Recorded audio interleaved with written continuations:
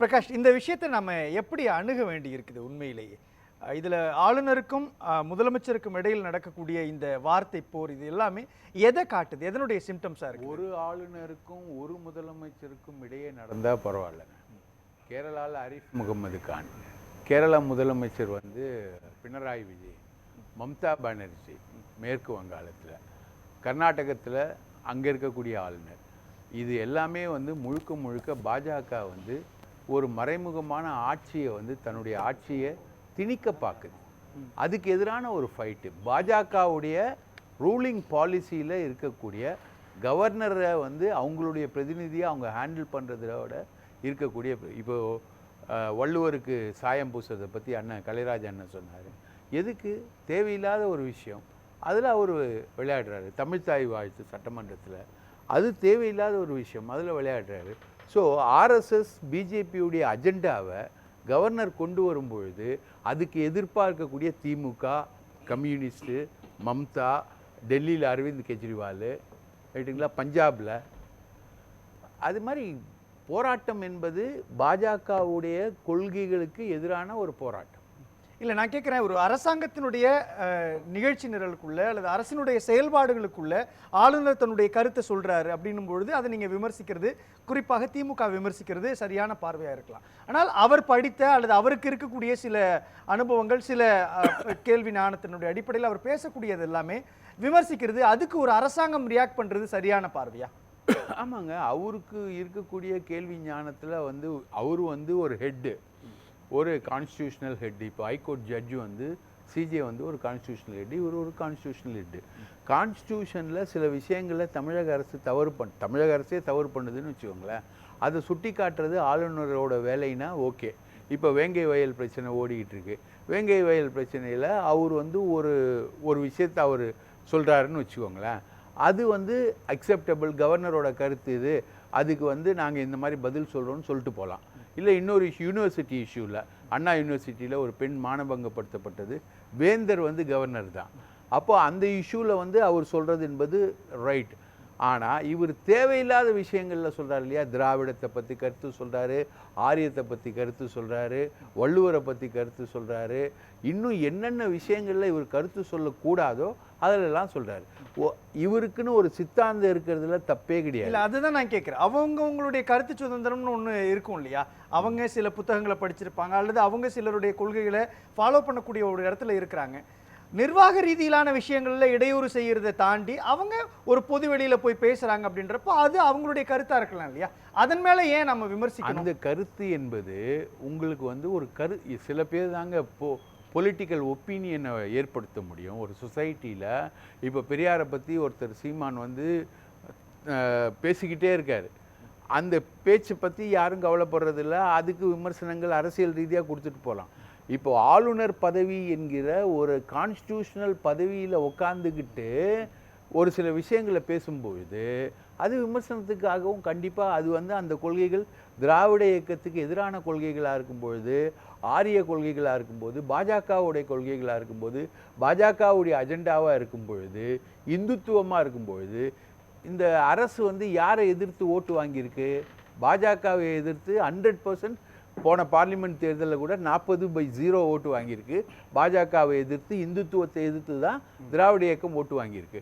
அப்போ நீங்கள் இந்துத்துவத்தை பேசுவீங்கன்னா உங்களை எதிர்க்க தான் செய்வாங்க, அது யாராக இருந்தாலும் சரி. இல்லை, அது எப்படி எதிர்க்க வேண்டிய அவசியம் இங்கே இருக்கும்? இப்போ ஒரு அமைச்சர் இப்போ செந்தில் பாலாஜியை நீக்கிறாரு, உடனே அதிலிருந்து அவர் ட்விட்டர் பதில் வாங்கிட்டு நான் வந்து சட்ட ஆலோசனை நடத்தி அதுக்கப்புறம் நான் சொல்கிறேன் அப்படின்னு சொல்கிறாரு. மீண்டும் செந்தில் பாலாஜி மினிஸ்டர் ஆகிறப்போ அவர் எந்த விதமான இடையூறும் செய்யல, அவருக்கு என்ன பொறுப்பு இருக்கிறோ அதை செஞ்சு கொடுக்குறாரு. அப்போது நிர்வாக ரீதியிலான விஷயங்கள், இப்போ மசோதாவை கிடப்பில் போடுறாரு அப்படின்னா அதற்கு எதிரான ஒரு நிலைப்பாட்டை எடுக்கலாம். அவர் சொல்லக்கூடிய கருத்துகளுக்கு அதை அரசியல் படுத்தக்கூடிய தன்மையோட திமுக அரசாங்கம் செயல்படுதா?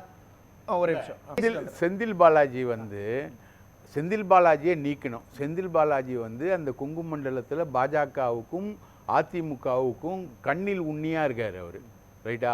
அவரை வந்து இவங்களால டைஜஸ்ட் பண்ண முடியல. அவர் மேலே வழக்கு போடுறாங்க. அந்த வழக்கை வந்து இவர் இப்போ எதிர்கொண்டுக்கிட்டு இருக்காரு. அந்த வழக்கு சம்பந்தமான விஷயங்கள் கோர்ட்டில் நடக்குது. அந்த டைமில் இவர் அமைச்சராக ஆக்கக்கூடாது, இவர் அமைச்சராகவே இருக்கக்கூடாதுன்றது யாரோட டிமாண்டாக இருக்குது? பாஜகவோட டிமாண்டாக இருக்குது. அந்த டிமாண்டை நீங்கள் ஆளுநர் மாளிகையிலேருந்து எதிரொலிக்கும் போது அது எப்படி ஆளுகிற திமுக ஏற்றுக்கும் அதை?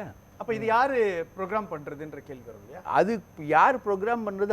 அவரே ப்ரோக்ராம் பண்ணுறாரு. அவரை ப்ரோக்ராம் பண்ணுறது யார்? இப்போ பிரச்சனையே இங்கே என்ன ஓடுதுன்னா, பாஜக வந்து ஒரு அரசியல் பண்ணுது, அண்ணாமலை மூலமாக ஒரு அரசியல் பண்ணிக்கிட்டு இருக்காங்க. அவங்க சில அஜெண்டாக்களை பேசுகிறாங்க, ஆர்எஸ்எஸ் பேசுது.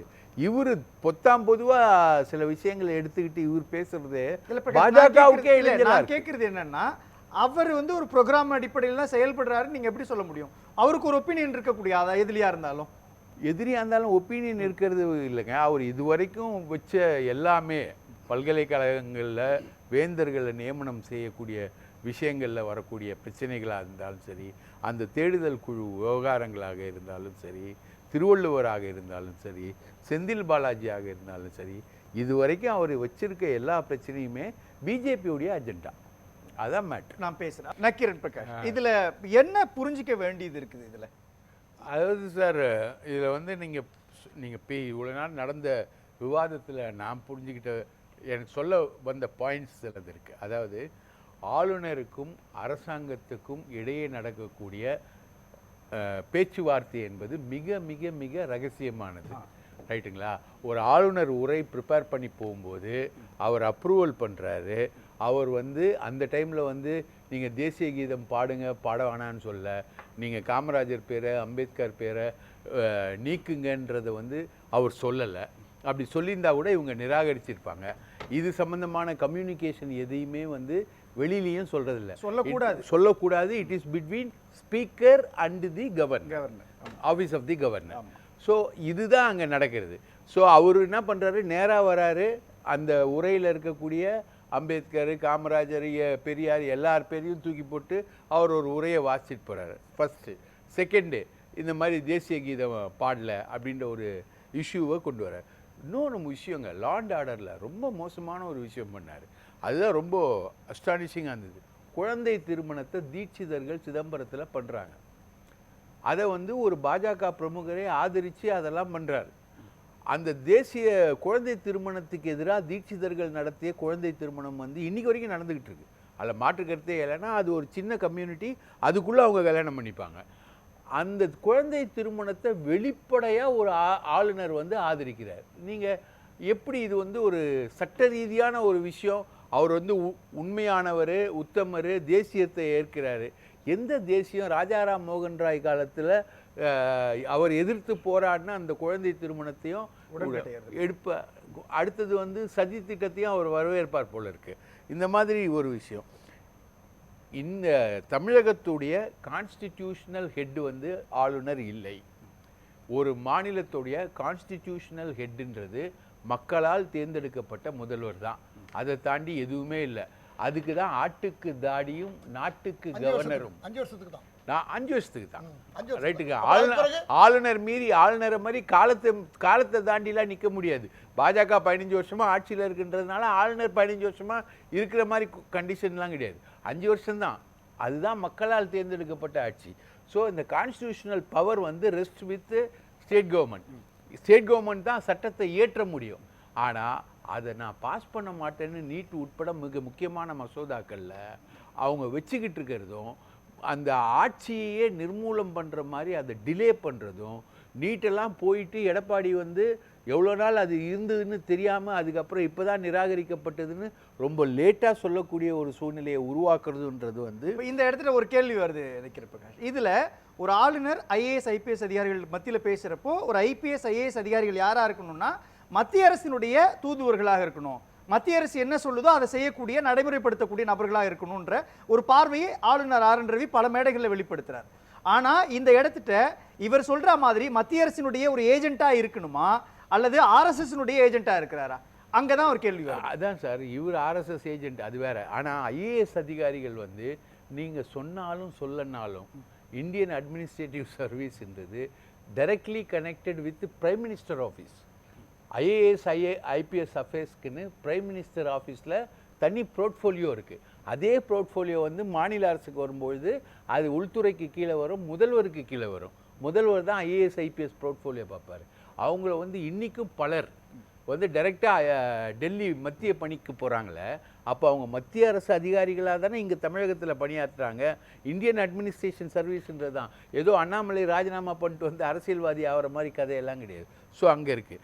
இப்போது நீங்கள் சொல்கிறீங்க இல்லையா, பெண் உரிமைகள், பெண் உரிமையை பற்றிலாம் பேசுகிறாரு, கல்வி, இந்த விஷயங்கள்லாம் இருக்குன்னு. இந்தியாவில் இன்றைக்கி இருக்கிற ஸ்டேட்டஸ் ரிப்போர்ட்டில் பெண்கள் அதிகமாக வேலை பார்க்கக்கூடிய மாநிலம் தமிழகம். அது அவரே சொல்லியிருக்காரு, 60% மேலே, 69%. அப்போது இந்த மாநிலத்தோட வளர்ச்சி எங்கே? போதைப்பொருள், அதை பற்றி பேசுனதா போதைப்பொருள் வந்து எல்லா இடத்துலையும் நீக்கமர நிறைஞ்சிருக்கு, ரைட்டுங்களா? இன்றைக்கி இன்டர்நெட்டை வந்து நீங்கள் தடை பண்ண முடியாது, ரைட்டா? இன்றைக்கி அது மூலமாக நம்ம வந்து லாட்ரியை தடை பண்ண மாநிலம் வந்து இன்டர்நெட் மூலமாக லாட்ரி அது உள்ளே வந்து அதில் விளையாடி தற்கொலை பண்ணக்கூடிய ஆட்கள் வந்து இன்றைக்கும் அதிகமாகிட்டுருக்காங்க. ஸோ இந்த போதைப் பொருள்ன்றது ஒரு பெரிய மெனாஸ், அதுக்கு எதிராக ஃபைட் என்பது ஒரு பெரிய மெனாஸ். அதை வந்து நீங்கள் வந்து ஒரு சார்ஜாக வைக்கிறதுன்னும் போது தான் அது யாரோட சார்ஜு? பாஜகவோட சார்ஜு. பாஜக ஒரு ஜாஃபர் சிதிக் அப்படின்னு ஒரு ஆளை வச்சு ஒரு சார்ஜை பில்டப் பண்ணி கொண்டு வந்தாங்க, ரைட்டுங்களா? அங்கே அவரை டெல்லியில் பிடிச்சாங்க, மெத்தபெட்டமைனை வந்து அவர் கொண்டு போனார், வந்தார், அவருக்கு இவரோட தொடர்பு அவரோட தொடர்புன்னு கொண்டு போனாங்க. இந்த ப்ராபகண்டாவை முன்னெடுக்கிறது பாஜக. இல்லை, இதில் தான் ஒரு கேள்வி. ஒரு பக்கம் தமிழ்நாடு அரசாங்கம் ஆன்லைன் ரம்மிக்கு எதிராக ஒரு தீர்மானத்தை கொண்டுட்டு போய் மசோதாவை கொண்டு போய் கொடுக்குறாங்க, அதை நிறைவேற்ற மாட்டேன்றாரு. இன்னொரு பக்கம் தமிழ்நாட்டில் தான் அதிகமான தற்கொலை நடக்குது அப்படின்ற ஒரு கருத்தையும் முன்வைக்கிறார். ஆன்லைன் ரம்மியாலையும் கூட அதிகமான தற்கொலை நடக்கிறது, அதை தடுக்கணுன்றது தான் தமிழ்நாடு அரசாங்கத்தினுடைய நிலைப்பாடு. இப்போ இந்த இடத்துக்கு ஆளுநர் என்ன கேம் பிளே பண்றாரு? ஆன்லைன் ரம்மி அதிபர்கள் இருக்காங்க இல்லையா, அவங்கெல்லாம் போய் அவரை சந்திக்கிறாங்க, ஆளுநரை சந்திக்கிறாங்க. ஆன்லைன் ரம்மி அதிபர்கள், அந்த கம்பெனி ரெப்ரசன்டேட்டிவ்ஸ் வந்து தங்களுடைய கொரி அப்படின்ற அடிப்படையில் அவர் சந்திக்கிறாங்க. இது எந்த விதத்தில் நியாயம்? ஆன்லைன் ரம்மியை வந்து தடை பண்ணது தமிழக அரசாங்கம், ஏன்னா அது மோசம். அப்போ தற்கொலை அதிகரிக்குன்னு சொல்லக்கூடிய ஆளுநர் உண்மையிலேயே அண்ணன் சொல்கிற மாதிரி உண்மையானவர், தேசபக்தர், தெய்வீகம் மிக்கவர், நாட்டை பற்றி மட்டுமே அவர் கவலைப்படுறவராக இருந்தால் ஆன்லைன் ரம்மியை ஆதரிப்பார் அவர்? அப்போ ஆன்லைன் ரம்மிக்கு தடை விதிக்கக்கூடிய மசோதாவுக்கு உற்சாக மிகுதியோட, தேசபக்தியோட, நேதாஜி மாதிரி ஒரு தேசபக்தியோடு எழுந்து நின்று அதை தடையே பண்ணோம் அப்படின்றத உற்சாகத்தோடு அவர் கையெழுத்து போடுவார். நீட்டு, தமிழக அரசு அதை விலக்குக்கு வருது, நீட்டுக்கு எதிராக மசோதா பாஸ் பண்ணுது.